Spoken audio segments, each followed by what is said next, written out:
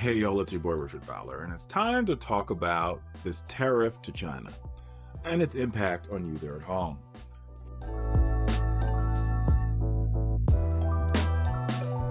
First, let me say this is some bullshit. And this bullshit is getting ready to impact your paycheck, your pocketbook, your bank account, your 401k, all of it. But to get to the bullshit, we gotta go backward to go forward. So back in 2018, President Trump launched his sort of offensive trade policy against China, citing unfair trade practices, intellectual property theft, and the fact that China was doing some wild stuff when it comes to how they were destroying the price of steel and just being a bad actor when it comes to foreign trade. Now, there's a video that I've done here on this channel where I talk about why I agree with President Trump on taking on China when it comes to many of its unfair trade practices. And that's why we first initiated the tariff. Joe Biden kept many of those tariffs in place during his presidency because even Joe Biden, both Democrats and Republicans can agree that China, they're not the best actor when it comes to trade. They're a communist country. They do what they want. They do not believe in intellectual property rights, etc. With that being said, Americans, you and I here at home, we buy a lot of crap from China. You go to your local Best Buy, you go to your local Walmart, or if you're one of those people that like to shop on Amazon.com, or you like to be on Temu, or any of these apps, you're buying a lot of crap from China. If you like Jordans, China. If you like Apple, China. If you like Tesla, China. We buy a lot of things from China. So the Chinese influence on the American economy is not an if, an and, or was. It is. It is. It is in every single store you walk into. So fast forward to February 4th. President Trump is now the president of the United States. The US imposes a 10% tariff on all Chinese imports, which doubled to 20% on March 4th. And the whole ideal here, what the president's trying to do, is he's trying to lure China into this sort of weakened, sunken place to negotiate a better trade deal with America. But China and Xi Jinping, their president, says, nah, we ain't negotiating with you. We don't believe that Trump has the art of the deal. We think he's a dodgy negotiator, and we're going to hold it out. And let's remember, the Chinese people, unlike some of the American people, they're a very nationalist country. They don't follow the lead of their FFAF country.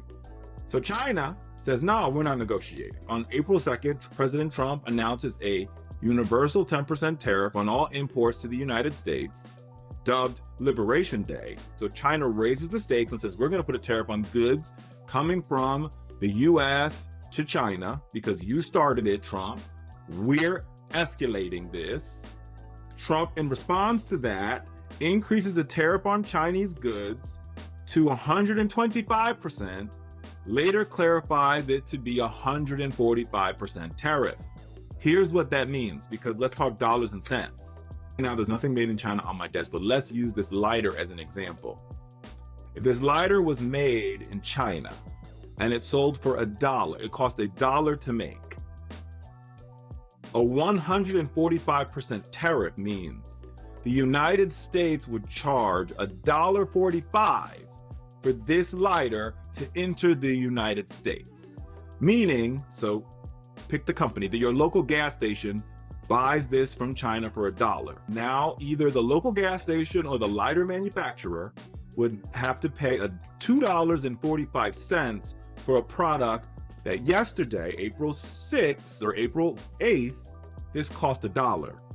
Because of the 145% tariff that Trump imposed on China, this now costs $2.45. Okay. So now what Trump has said is the companies need to eat the cost and don't defer that cost to the consumer.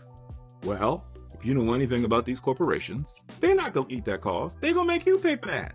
And you're starting to feel it when you go to the grocery store, when you buy your local things. You're starting to see the price go up, or at least the price stay the same. You're like, well, if inflation is going down, why is the price of the product staying the same? especially the ones from China. It's called the tariff. So 2 weeks ago or 3 weeks ago, depending upon when you're watching this video, on May 12th, both nations agree to a 90-day truce, reducing tariffs to 20%. This is where the bullshit comes in. So I want y'all to stay with me on this journey. And if you're still here and this makes sense to you, like and subscribe below. But this is what's going down, right? So Trump then reduces the tariff to 30% for the US and 10% for China, which means goods coming into the United States from China are now at a 30% tariff. This lighter goes from being $2.45 to now being $1.30. But it's worth pointing out here, and this is where the bullshit comes in. I guess Trump calls this the art of the deal. This is what I call the art of the bullshit. On February 4th, this was $1.10. Then he artificially raised the price by increasing the tariff to $1.20.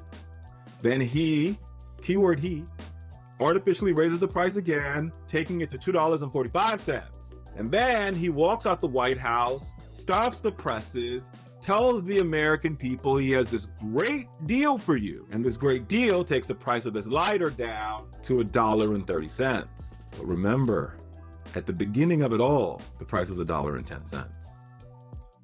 You see the bullshit? You're still paying an extra 20 cents that you wouldn't have paid at the beginning of this crisis. He created a crisis, he artificially inflated the price, and then he brought the price down, but it's still 20 cents higher than you were paying before he got there.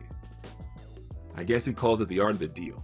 I call that some art of some bullshit. This is what Trump is telling you, that when these tariffs happen, the next day, all these factories are gonna open up here in the United States. Number one, there are 440,000 manufacturing job openings today in America, according to Trump's Labor Department's Bureau of Labor Statistics. Almost 500,000 factory openings today.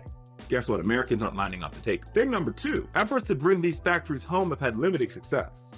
While some industries are seeing benefits, many companies have opted to shift production to countries like Vietnam and Mexico due to lower cost and more stable regulations. And the third challenge that he's facing is legal challenges. Several states have filed lawsuits against the federal government, arguing that the tariffs exceed presidential authority and harm local economies. The US has a 30% tariff against Chinese goods, and we're allegedly negotiating with the Chinese. America, here's my larger point, and pay current attention.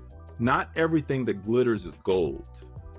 And not everything you're hearing coming from this White House can be summed up with the one lines or two lines they're telling you. Go do your research. And when you do your research, you'll find out that the bullshit is inherent. The bullshit is inherent.